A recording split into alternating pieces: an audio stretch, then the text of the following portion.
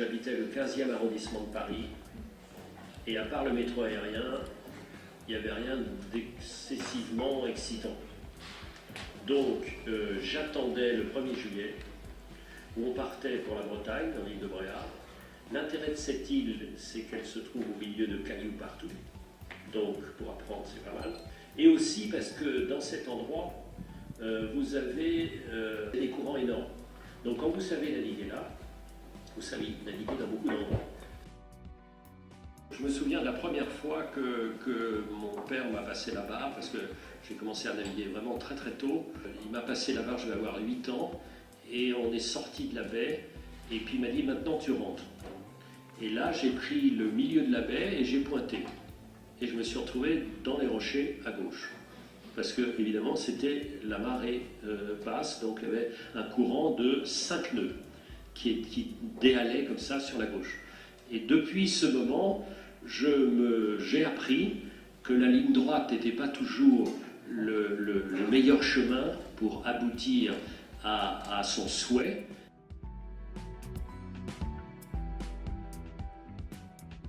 Tout écrivain, comme tout artiste, comme beaucoup de gens, sont des explorateurs. Donc moi je sais que je fais des livres parce que j'ai envie de comprendre des choses.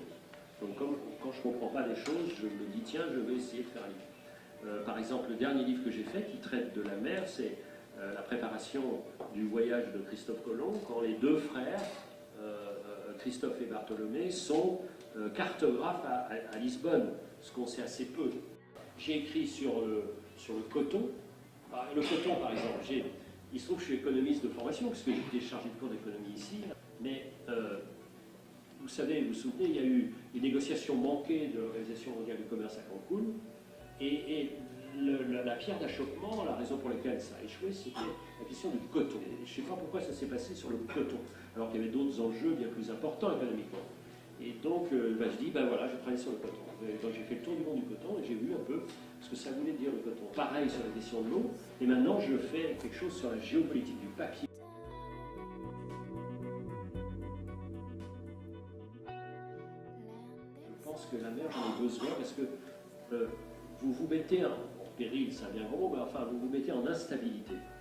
C'est-à-dire que rien n'est sûr. Et encore une fois, tout ce que vous faites, vous le payez cash. Vous faites une connerie, vous pouvez vous renverser, vous pouvez casser une peau, vous casser un mât, vous êtes en responsabilité. C'est un travail d'équipe. On est ensemble.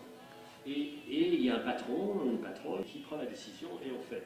Et en bateau, il faut décider vite, il faut s'y tenir, il faut de l'obstination, il faut de la résistance. Donc, c'est une bonne école de la décision et du travail d'équipe. Et moi, en tant que souvent solitaire, parce qu'un écrivain est solitaire, c'est vrai que je vais en bateau. Pourquoi? Pour participer à une action commune.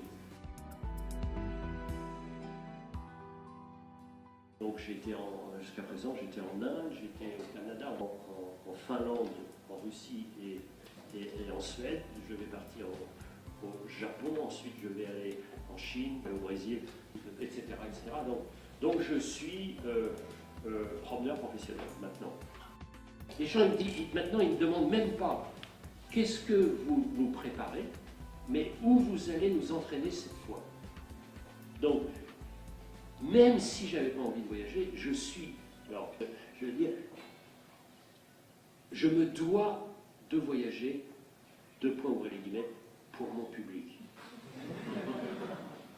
Au fond, c'est la planète entière qui est le terrain de jeu, et donc je pense que c'est un peu l'esprit de cette école ici qui montre que Rouen c'est formidable, mais ça doit être la capitale du monde.